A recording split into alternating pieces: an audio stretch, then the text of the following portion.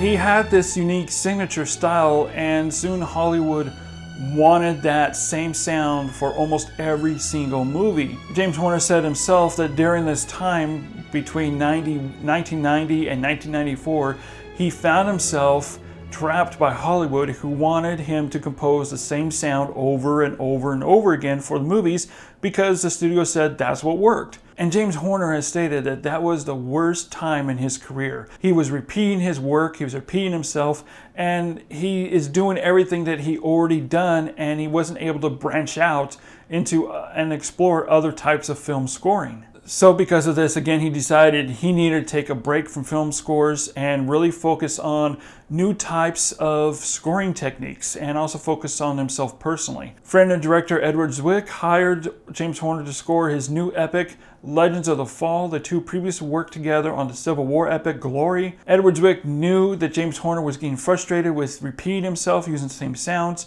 so Zwick promised Horner that he would have free reign to score the film any way he wanted to.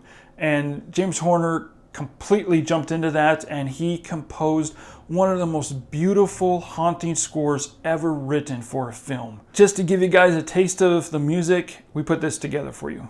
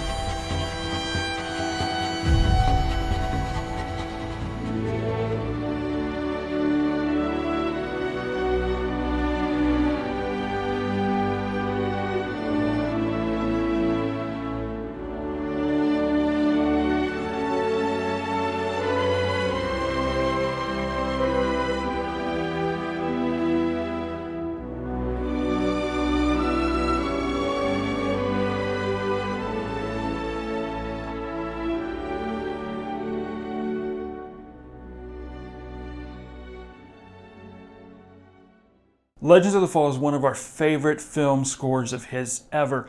It is just a masterpiece. And James Horner himself said that the work he put into Legends of the Fall was so intense, and it was one of his favorite scores he has ever done. So yeah, guys, it is a definite must-have for film lovers and film score lovers alike. In 1995, James Horner and Mel Gibson teamed up again for the historical epic Braveheart.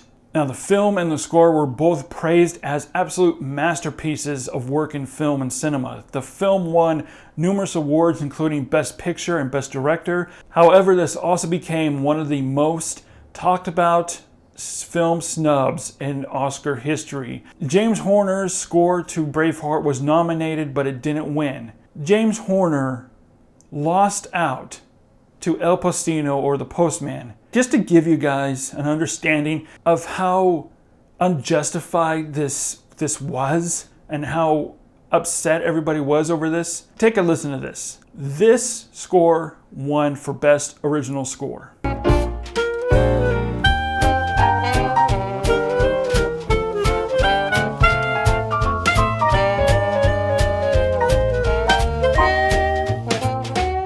Over James Horner's Braveheart.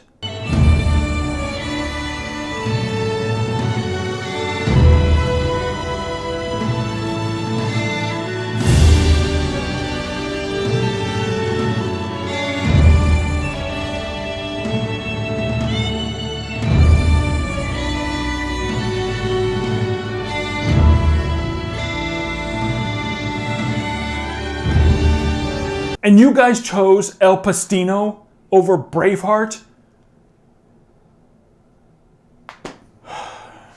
That's just insane.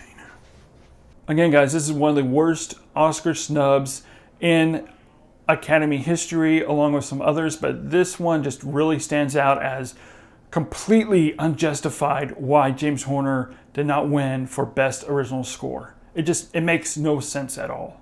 However, it may not have won an Academy Award, but it did win him the chance to work on James Cameron's Titanic. Now guys, after Aliens, Cameron and Horner really kind of parted ways because there was just a huge dispute over differences of the score. Cameron wasn't really completely satisfied with what Horner had done with Aliens. However, they reteamed again to collaborate together with Titanic.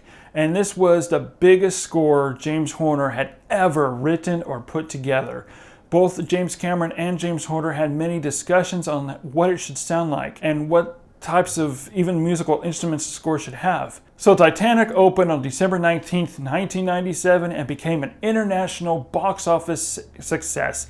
It grossed over $1 billion at the box office and still stands today as one of the greatest movies of all time, and it is in AFI's 100 greatest movies of all time. And not only did Titanic win James Horner's first Academy Award, and it also won him his first Academy Award for original song, My Heart Will Go On. The sad thing is, in our opinion, is that before Titanic, very few people really even knew who James Horner was. James Horner himself said he didn't even know he was famous until he bought some stuff at a Virgin Record music store, and the checker saw his name and said, "Oh, you're the Titanic guy. I love that song." Now, James Horner was caught off guard about this because he thought that she was talking about the score to the music, but instead she was talking about the pop song that he wrote with Celine Dion. And he said that it was actually funny that it took a pop song to really get noticed in the public eye. So of course, guys, this catapulted James Horner even further in the stratosphere of filmmaking and film composing. Following Titanic, James Horner scored other blockbuster films including The Perfect Storm, Ron Howard's A Beautiful Mind, which is also just a terrific score. He also composed The Mask of Zorro and the sequel, and these are just to name a few in those few short years. He also took on smaller indie films such as Iris, and he also did a very underrated indie film called The Chum Scrubber. During that time, James Horner's fame was everywhere that he was even hired to write the intro music to CBS Morning News with Katie Couric.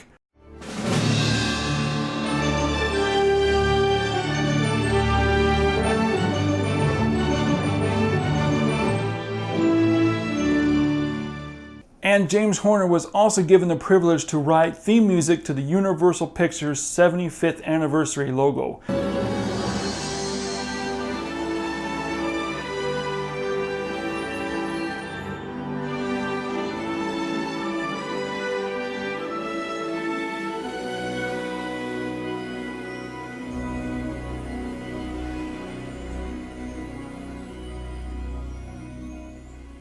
James Cameron really loved Horner's work on Titanic, and in 2009 he called him again to team up, and sadly for the last time, for the blockbuster sci-fi epic adventure Avatar. James Cameron wanted a real ethnic tribal score, and Horner completely agreed with that. It had to be like that. And as we all know, Avatar became the most successful film of all time since Titanic.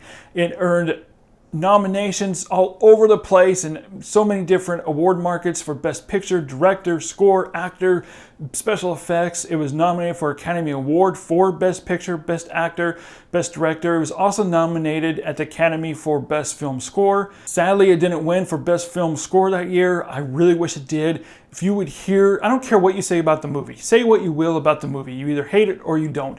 But you cannot deny the score to this film. Listen to the film score out of the movie. Don't listen to it in the movie, but listen to the actual film score.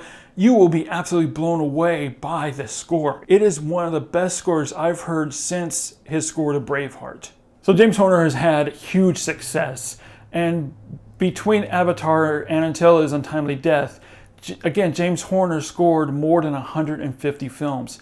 He scored even documentaries. One notable documentary was called One Day in Auschwitz.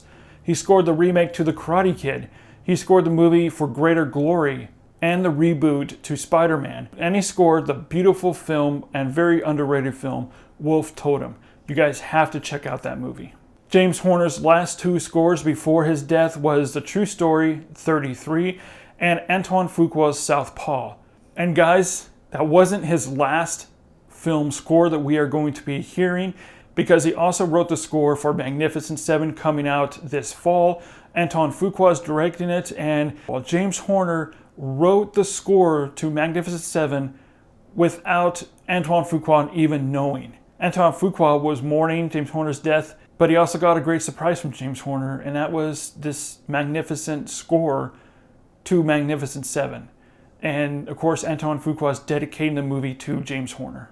So guys, as we brought out in the beginning of this video, on June 22nd, 2015, came the tragic news that James Horner had died in a plane crash that he was piloting.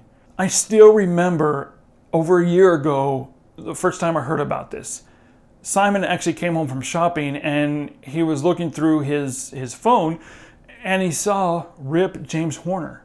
Yeah guys, the news reported of James Horner's plane crashing in this field.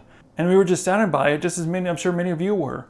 And that's because James Horner had such an influence on filmmakers and film composers. To this day, his scores are still being recycled for new movies from new composers.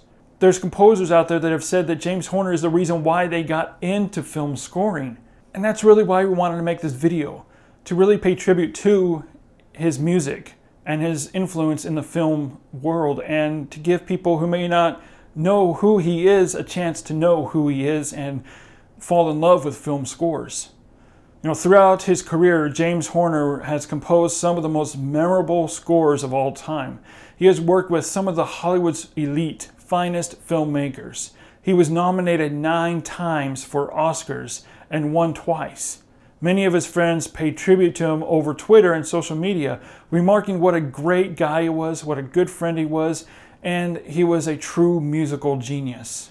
Even John Williams gave tribute to James Horner on his Twitter feed, saying that he is one of the most original, most masterful film composers out there, and that he will truly be missed.